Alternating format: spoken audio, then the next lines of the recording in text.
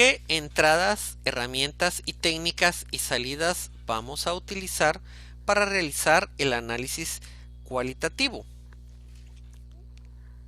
Primero tenemos el plan de manejo de los riesgos. Recordemos que estas son las reglas del juego que vamos a seguir en concepto de los riesgos, la tolerancia y muchos aspectos adicionales como la matriz de probabilidad de impacto, etc. Los elementos claves del plan de gestión de los riesgos que se utilizan en el proceso realizar el análisis cualitativo de riesgos incluyen los roles y responsabilidades para llevar a cabo la gestión de riesgos, los presupuestos, las actividades del cronograma relativas a la gestión de riesgos, así como las categorías de riesgo, las definiciones de probabilidad e impacto, la matriz de probabilidad e impacto y las tolerancias al riesgo de los interesados ya revisada.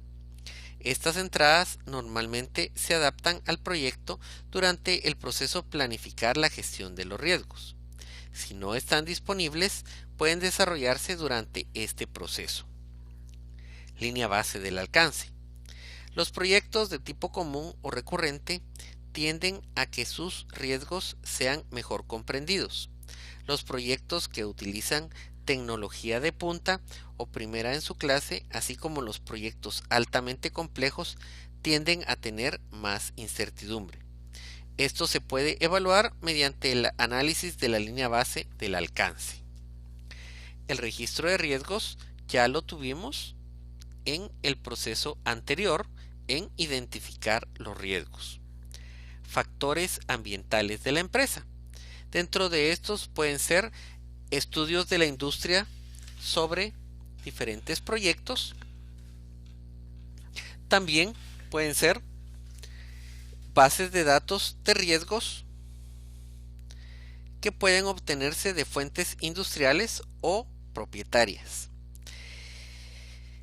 Si nos damos cuenta, vemos que estos factores ambientales de la empresa nos van a afectar tanto como los activos de los procesos de la organización.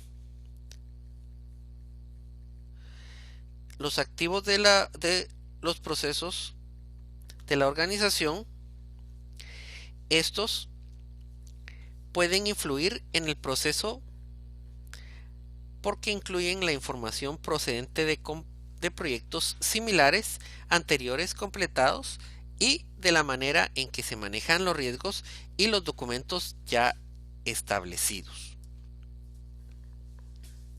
Luego tenemos herramientas y técnicas. Dentro de las herramientas tenemos la matriz de probabilidad de riesgo e impacto. La matriz de probabilidad de impacto es cuando se puede priorizar con vistas a un análisis cuantitativo posterior y a la planificación de respuestas basadas en su calificación. Por lo general, la evaluación de la importancia de cada riesgo y de su prioridad de atención se efectúa utilizando una tabla de búsqueda o una matriz de probabilidad. También tenemos la evaluación de probabilidad e impacto de los riesgos.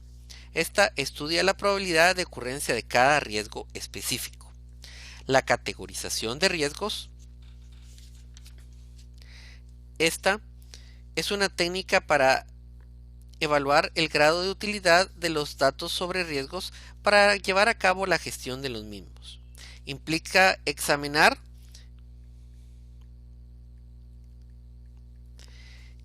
el grado de entendimiento del riesgo y la exactitud, calidad, fiabilidad e integridad de los datos relacionados con el riesgo.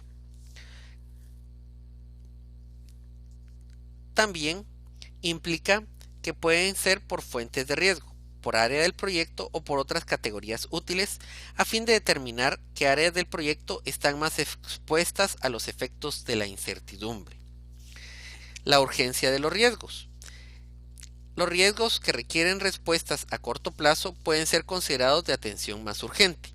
Entre los indicadores de prioridad se pueden incluir la probabilidad de detectar el riesgo, el tiempo para dar una respuesta a los riesgos, los síntomas y las señales